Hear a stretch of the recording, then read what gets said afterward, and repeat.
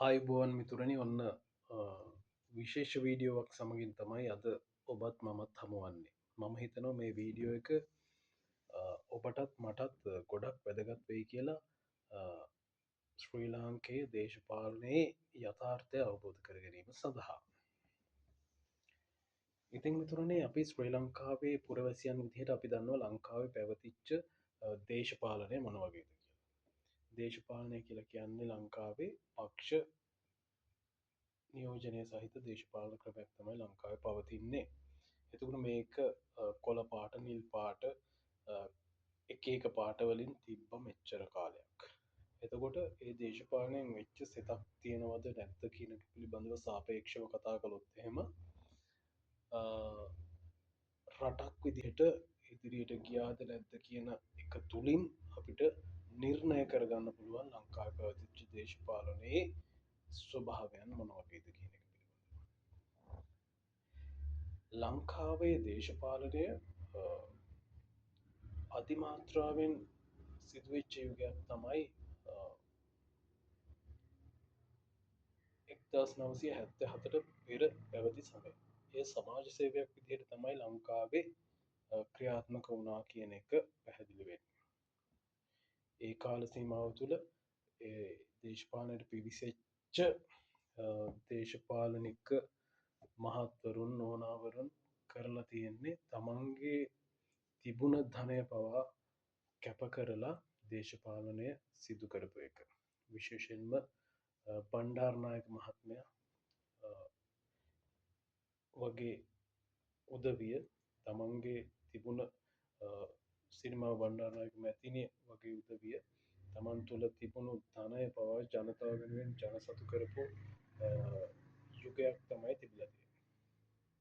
හැබැයි 1977 කියන කාල සීමාවට පස්සේ ශ්‍රී ලංකාවේ දේශපාලනය තුළ සිද්ධ වෙලා තියෙන්නේ සමාජ සේවයක් විදිහට පැවති දේශපාලනය බිස්නස් එකක් ව්‍යාපාරයක් බවට පරිවර්තනය වීමදෝ කියන එක පුරවැසියෙක් විදිහට මට හිතෙනවා.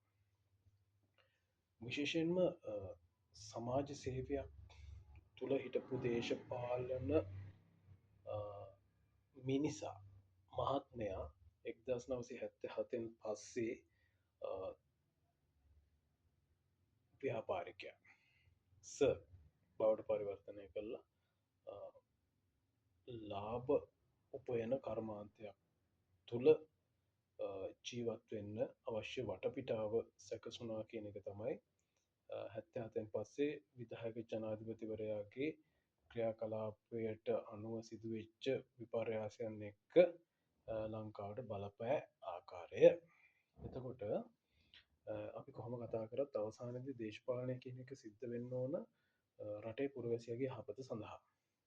හැබැයි 77න් පස්සේ රණසිංහ ප්‍රේමදාස, චන්ද්‍රිකා බණ්ඩාරනායක, ජේ.ආර්. ජයවර්ධන, මහින්ද රාජපක්ෂ, ගෝඨාභය රාජපක්ෂ, මෛත්‍රීපාල සිරිසේන, රනිල් වික්‍රමසිංහ කියන පාලනයන් තුළ පැවතිච්ච දේශපාලනය එකක් දෙකක් නෙවෙයි එකක්.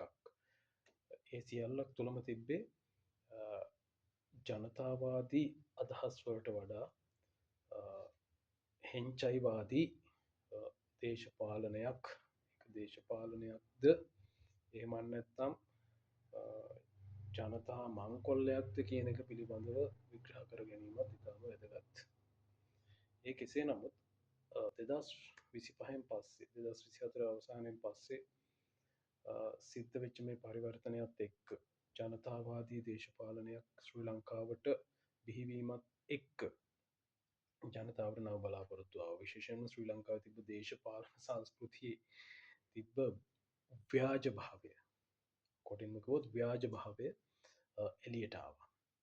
ශ්‍රී ලංකාවේ ඉහළ දේශපාලන පක්ෂවල නායකයන් තුළ තිබ්බ බෙදා වෙන් කිරිලි. ඒ සමහර විට සිංහල, දමිළ, මුස්ලිම්, බර්ග සියලුම ආකාරයේ දේශපාලන නායකයන් අපව බෙදලා තිබ්බ ආකාරය මොන වගේද කියන එක තුළ නිර්වස්ත්‍ර වුණා. ඒකම ශ්‍රී ලංකා දේශපාලනය වෙනස් කරන්නට සහ ජනතාවට පුරවැසියෙක් විදිහට කල්පනා කරන්නට ඉඩහසර සලසා දුන්නා කියන එක තමයි මගේ නම් පුද්ගලික මතය. නමුත් මේ මොහොත වන විටත් පරිවර්තනයන්ට මුහුණදීමට සුදුසු අවශ්‍යතාවයක් සහිත මානසිකත්වයක් නැති බොහෝ පුරවැසියන් ජානගත පුරවැසියන් ශ්‍රී ලංකාව ජීවත්වීම තුළ රටක් විතිර තවදුරටත් ඉදිරිට යන්න කොහොමද කියන්න ප්‍රශ්නය පැනනගෙන. තව දුරටත් පැරණි මතවාද ඔළු විතියාගෙන අලුත් ලෝකෙත් එක්ක පරිවර්තනය වෙන්නතු අලුත් ලෝකෙට පරිනාමය වෙන්නතුව ජීවත්වෙන පුරවසියන් යයි කියා ගන්නා දේශපාලන සත්වයන් කිහිපතනෙක් ලෝක ලංකාව තුළ ඉන්න.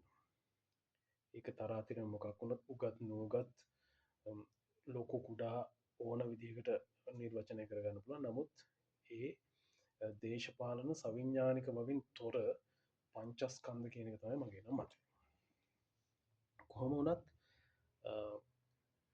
ශ්‍රී ලංකාවේ ජාතිවාදය සහ ආගම්වාදය කුලවාදය අරකමක හැමතේම අවුස්සලා ලංකාවේ මේ වර්ග කිලෝමිටර් 65,610 ඇතුළි ජීවත්වෙච්ච මේ කෝටි දෙකකට වැඩි ජනතාව බෙදල වෙන් කරලා අන්දලා තිබ්බ යුගය අවසන් කරන්න 2025 ජනතාවාදී ආණ්ඩුවක් ශ්‍රී ලංකාව බිහිවෙනවා.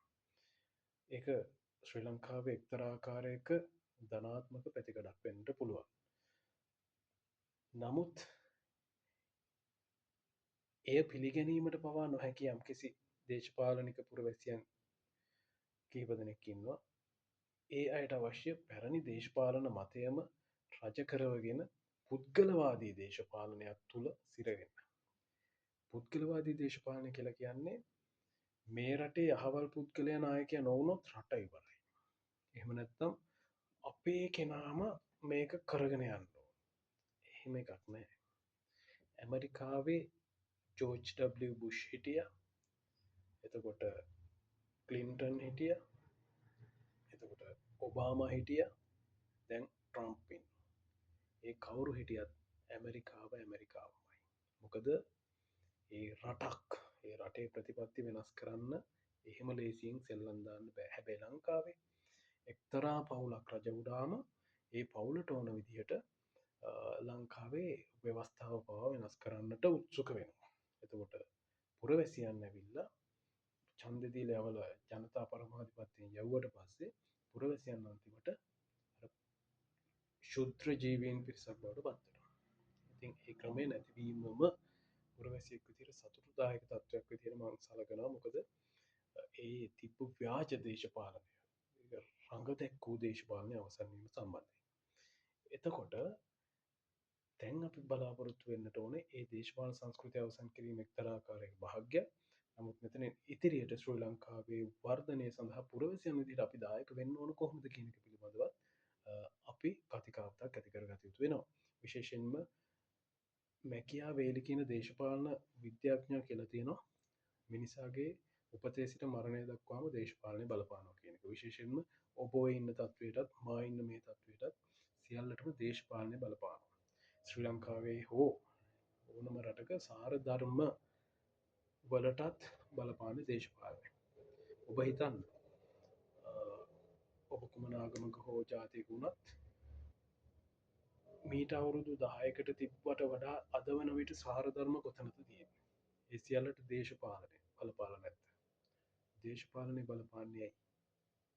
දේශපාලනය බලපාන්නේ නෑ කියල තර්ක කරනවා නම් ශ්‍රීලං දේශපාලනය බලපාන්නේ නෑ කියල තර්ක කරනවා නම් ඒකට හොඳ මුදාහරණය තමයි රටක සිව්වෙනි ආණ්ඩුව විදිහයට සලගන්නේ ජනමාධ්‍ය. ජනමාධ්‍ය කන්ට්‍රෝල් කරන්නේ ආණ්ඩුවට ගැති අය.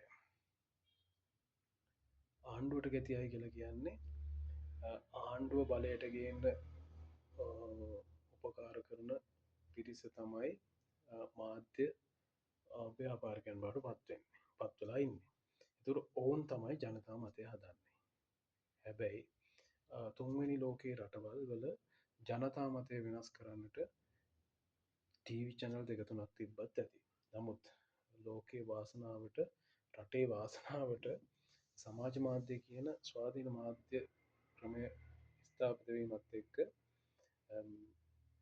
තරුණ පිරිස් වැඩිහිටියන්ගේ මොළගෙඩි ටික සෝදලා ලංකාව නවතැනකට අරගෙනවා.